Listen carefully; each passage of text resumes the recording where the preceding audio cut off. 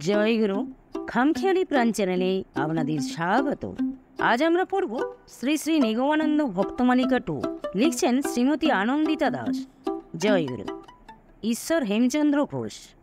আমরা ইতিপূর্বে হাওড়ার ফণীভূষণ মিত্র দাদার কথা জেনেছি।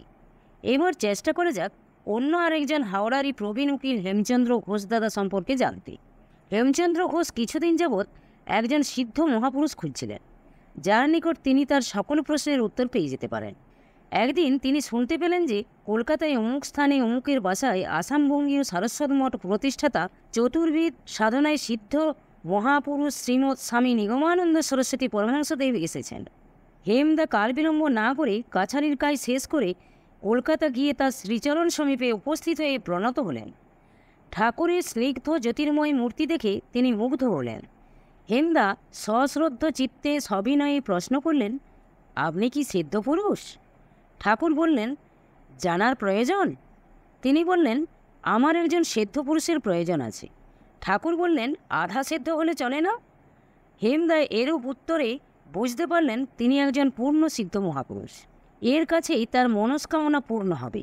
তিনি দীক্ষা প্রার্থনা করলেন। ঠাকুর বললেন, কাল সকালে আসবেন। এখানে বলা যায় যে ঠাকুর কারোর সঙ্গে প্রথম পরিচয় হলে আপনি বলতেন, পরে দীক্ষান্তে তুমি বলতেন। এরপর দিন হেমদা শ্রী শ্রী ঠাকুর চরণাশ্রিত হলেন।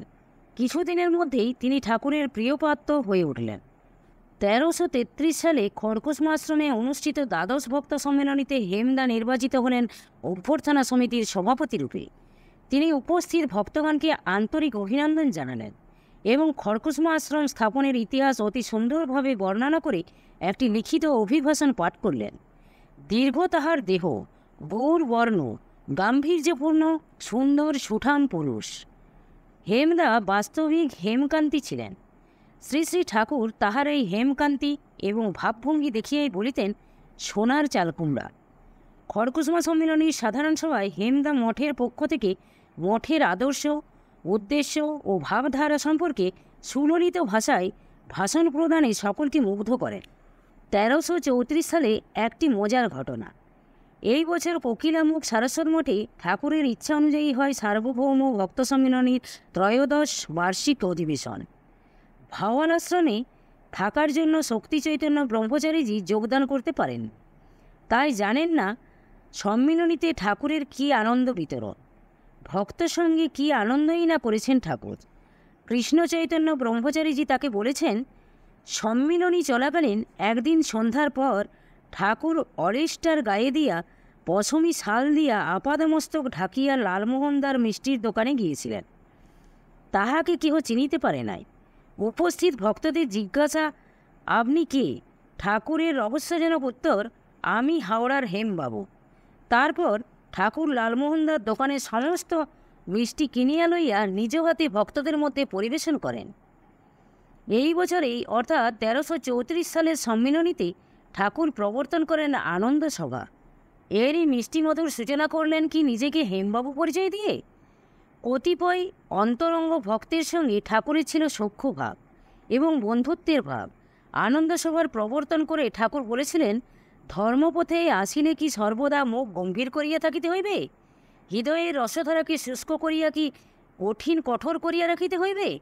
তোমাদের উপস্যত রসবৈষ, তিনি রসস্বরূপ, আনন্দস্বরূপ, অমৃতস্বরূপ। তোমাদিগকে রসময়, আনন্দময় এবং অমৃতময় হইতে হইবে। 1336 সালে বগুড়ায় পঞ্চদশ ভক্ত সম্মিলনীতেও হেমদা সাধারণ সভায় ভক্তগণ পক্ষে সভাপতি এবং সমাগত জনগণকে ধন্যবাদ জ্ঞাপন করেন। 1337 সালে ময়নামতি পূর্ব বাংলা সারস্বত আশ্রমে অনুষ্ঠিত ষোড়শ ভক্ত সম্মিলনীর সাধারণ সভায় হেমদা সভাপতির পদ অলঙ্কৃত করেন। হেমদা একসময় ঠাকুরের বিভূতি দেখতে ইচ্ছা প্রকাশ করেন। ঠাকুর বলেছেন, তোমার মতো বিয়ে উকিল আমার পা টিপে দিচ্ছি, এই আমার বিভূতি, এছাড়া অন্য কোনো বিভূতি নাই।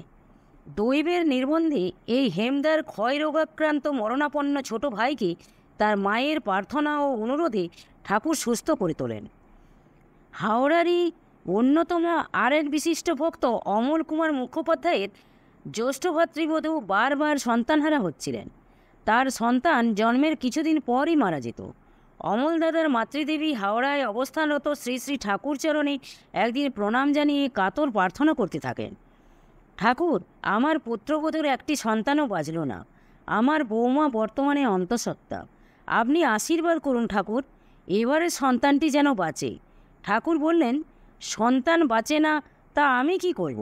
মা নাছোড়বান্দা বললেন, আপনি একবার হ্যাঁ বললেই বাঁচবে ঠাকুর, দয়া করুন ঠাকুর। বারবার মাটির এইরূপ কাতর মিনতিতে ঠাকুর বিরক্ত হয়ে বললেন, হ্যাঁ হ্যাঁ বাঁচবে। অমোঘ তার এই মুখনিসৃত বাণী ও আশীর্বাদ অমৃত। এইবারের সন্তানটি বেঁচেছিল। হাওড়া নিবাসী হেমদা এই ঘটনাটিও নিশ্চয়ই শুনেছেন। ঠাকুরের বিভূতি বা অলৌকিক ক্ষমতা তিনি জেনেছেন। হেমদা গাম্ভীর্যপূর্ণ স্বল্পভাষী মানুষ ছিলেন, কিন্তু ঠাকুর প্রবর্তিত আনন্দসভাতে যোগদান করতে ছাড়েননি। এর দুটি নমুনা এখানে দেওয়া যায়। 1 নম্বর, অস্তি গোদাবরী তটে বিশাল শালমলি তরু। এর অর্থ, হেমদা বলতেন, একদা এক বাঘের গলায় কাটা ফুটিয়াছিল। তত্র বহব পক্ষিণ নিবসন্তি স্ম। সে তাহাতে খুব কষ্ট পাইতেছিল। দ্বিতীয়, এক চাষি বহু কষ্টে বড় ছেলেকে লেখাপড়া শিখিয়েছিল। চাষির ফাটা পা। বড় ছেলে বিদেশে চাকরি করে এবং তার স্ত্রী বাড়িতেই থাকে। তার চেহারা সুন্দর, পা দুটি সুন্দর, আলতা পরানো। বড় ছেলে বাবাকে চিঠি দিয়েছে শ্রীচরণ কমলেশু বলে। ছোট ছেলে মন্তব্য করল, এত লেখাপড়া শিখে দাদাটা কি মূর্খ? সে বাবাকে লিখেছে কিনা শ্রীচরণ কমলেশু। আরে শ্রীচরণ কমলেশু যদি লিখতে হয় তাহলে বৌদিকে। বাবাকে লেখা উচিত ফাটাচরণ কঠিনেশু। 1338 সালে দক্ষিণ বাংলা সারস্বত আশ্রম হারিশহরে অনুষ্ঠিত হয় সপ্তদশ ভক্ত সম্মিলন। সম্মিলনী শেষে শ্রী শ্রী ঠাকুর নৌকাযোগে গঙ্গা বিহার করেন। সঙ্গে নিয়েছিলেন হেমচন্দ্র ঘোষকে। নৌকা বিহার করতে করতে ঠাকুর হেমদাকে বললেন, পূর্বজন্মে আমি ত্রিবেণী বাঘহাটির বজ্রগোপাল ভট্টাচার্য, পরে সিদ্ধ ব্রহ্মানন্দগিরি ছিলাম। শ্রী শ্রী ঠাকুরের শ্রীমুখে এই গুহ্য কথাটি শোনার সৌভাগ্য হয়েছিল হেমদার। তার জীবন ধন্য। ওম জয়গুরু, জয় মা। আজ এই পর্যন্তই। যদি আপনাদের ভালো লেগে থাকে তাহলে চ্যানেলটিকে সাবস্ক্রাইব করে সাথে থাকবেন। জয়গুরু, জয়গুরু। একটা কথা ছিল আপনাদের সাথে, যদি আপনারা এই চ্যানেলের কাজটি পছন্দ করেন এবং আমার উপস্থাপনা আপনাদের ভালো লেগে থাকে তাহলে চ্যানেলটিকে সাবস্ক্রাইব করে আমার সাথে জুড়ে থাকুন এবং ভিডিওগুলিতে লাইক ও কমেন্ট করতে ভুলবেন না যেন। জয় গুরু, জয় গুরু।